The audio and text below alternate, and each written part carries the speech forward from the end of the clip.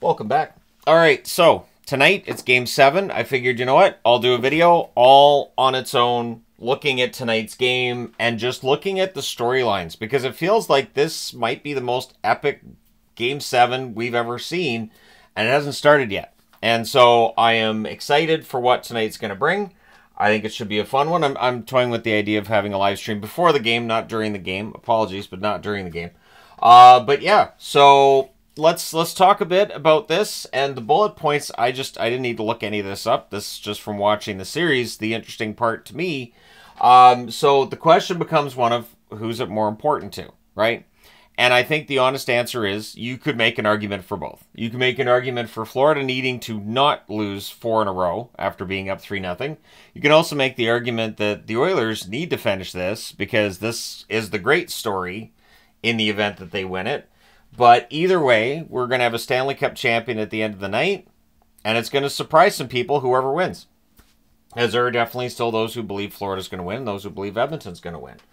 Now, for the Oilers, what's, I think, not front of mind now, but front of mind as soon as the game's done is Leon Draisaitl can re-sign on July the 1st. Connor McDavid's contract's not that far out from an extension either, and we know they're going to get a raise. But if you are coming at them as the general manager saying, look, we just won a Stanley Cup, we'd like to do this again, and so we're going to have to ask you to take a little bit less than what you're going to earn on the free agent market in order to win another one, very often players will say, yep, I will do that. Hockey players will absolutely sacrifice a little bit of money on their side of things in order to win another championship. So, and I don't know that losing tonight changes that storyline too much, but it is something to keep in mind.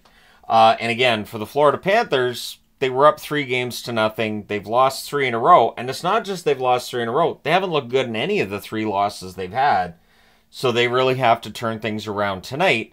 It's not going to affect their ability to re-sign players because they're Florida. They're always going to be able to re-sign players, but winning a Stanley Cup and not melting down a 3-0 lead would definitely help to entice certain players. And maybe, you know, Sam Reinhart is a contract you want to get done. You want to keep him if you're the Florida Panthers. And much like I said with Draisaitl, you can make that argument with Reinhart. Take a little bit less so we can do this again, right? Now, Skinner's numbers in elimination games are fantastic this season. It is so odd that he can look very pedestrian and very average or below average at times, but when he's on, he's on. And the Oilers do a good job of shot suppression as well. I mean, the comparison we can make is Antti Niemi. Antti Niemi, I think, was better for Chicago when he won that Stanley Cup with them than he gets credit for. Very often the discussion is, well, he didn't have to be great. He just had to be good. The Chicago Blackhawks were a great team. He had some good games, though, and it's not, I think, dissimilar from the run that we've seen with Skinner.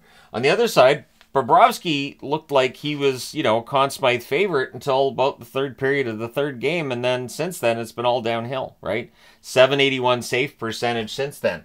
So for Bobrovsky, who's 35 years of age, this may be his last chance to win a Stanley Cup.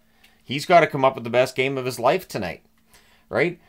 He's got to find a way to turn back whatever negativity might be there in his mind after losing 3 straight games, 3 straight clinching games, right? So for Bobrovsky, there's a bit of a, definitely a bit of legacy on the line for him. And then on the McDavid side, there's some legacy that he's already got going on in that his legend's going to grow whether they win this game or not. But if they win it, it grows that much more, right?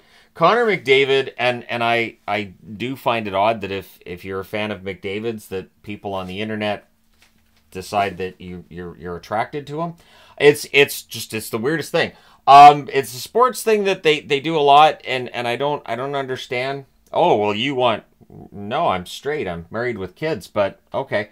But either way, yeah, McDavid's legend's grown. And so for people who are tired of all the McDavid talk, everybody always talks about McDavid. There's a reason everybody always talks about McDavid. He's pretty damn good. And so, yeah, his legend's going to grow either way. So for people who are tired of all the McDavid's the best in the world talk, this playoffs is not going to make anybody's mind change on that topic. And then there's the Tkachuk side of things. Matthew Tkachuk trying to be the first member of the family to bring a Stanley Cup in. And it looked like it was a good bet. He was going to be the first one to win a Stanley Cup. because Brady's nowhere near a Stanley Cup. So Matthew's definitely the one that's most likely. But if they lose this one tonight, what does Florida do next year? Like, what does Bill Zito do if they lose this game? Other than, I think his anger level might be high enough if Florida loses tonight that lasers will actually come out of his eyes. So he's very intense. He doesn't seem like if I was in line for a raise at my job and I went in and my boss had that look that he had at the end of the last game, I wouldn't ask for the raise. I'd just turn around and casually close the door. But yeah, there's a lot on the line for the Tkachuk family too. Obviously, Keith would like to see his one of his kids get a win here. And then I'm sure that Matthew would not taunt Brady with, "Hey, see my cup ring? See my cup ring?" It just feels like those two have that kind of relationship. Canada, of course, cupless since 1993. I don't buy into the whole narrative of Bettman hating Canada. I've done videos on it before. But it would be nice not to have to make a video on how the Stanley Cup hasn't been in Canada since 1993 anymore. It would be nice to be able to do a video on the first team to win a Stanley Cup since 1993 in Canada. Keeping in mind that when the Stanley Cup is awarded, it's still coming to Canada anyways, because there's a lot of Canadian players on both teams. So Stanley Cup's still going to reside in Canada for a while. It's not like it just stays in Florida. And of course, for the Panthers, they're seeking that first ever Stanley Cup victory. And in the event that they lose this one, like there's a bit of a franchise legacy on the line here too, because the Florida Panthers go from Stanley Cup winner to a team you look at and go, yeah, but are they ever going to get over the hump? They've been in the final back-to-back years against Vegas. They weren't able to counter what Vegas was doing, and then once Edmonton got things going, that was it. So that's the narrative that's on the line for them. If they can put the Oilers run on the to a halt tonight, then that conversation's still there on some level. We'll talk about, well, it took them 4 tries to knock out the Oilers, but they got it done, right? And then that's the storyline there. For the Oilers, is this the best penalty kill we've ever seen in the playoffs? It's at 94.1%. I'm going to say the best penalty kill I've ever seen in the playoffs. And as frustrating as it was for me to watch it as a Stars fan and a Canucks fan against them, it's impressive to watch still. I'm sure you're yelling at your players going, come on, just shoot it at them. Who cares? But just if you shoot it at them long enough, they'll get out of the way. Rick Tockett's narrative with the Canucks against Nashville. But I do think this is the best penalty kill I've ever seen in the playoffs. And then that conversely brings about the question of, can Florida score on the power play?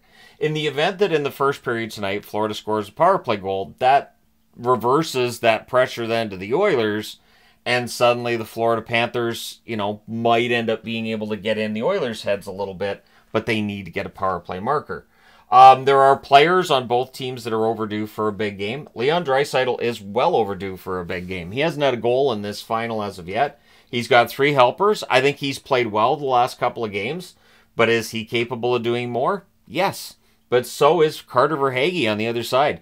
Carter Verhaeghe is due for a big game. He has had a rough Stanley Cup final, and so he's due for a bit of a turnaround. I'm going to say this too. I've seen speculation that maybe Barkov's not 100% in this final. I don't know if Verhaeghe is either, because some of the numbers he's putting up don't seem very Carter Verhaeghe-like. So both teams are 2-1 at home. And while we're looking at a 3-0 lead and then a 3-game comeback, but 2 of those 3 are in Edmonton. So now you're in Florida. Florida needs to prove that home ice advantage means something, which in these playoffs, I mean, the top seeds have come through, but if you look at road records, it's been pretty much close to 50-50 overall. Now, the numbers per player on this team, there's some interesting numbers I wanted to pull. The leaders in plus-minus, Broberg for Edmonton, showing that Chris Knobloch is deploying him very, very well. Not that Broberg's had the best final, just he's being deployed properly. He's not being put in a position where he's going to fail. Ryan Nugent-Hopkins, surprisingly a -4. I think part of that is just the matchups he's been put out there against.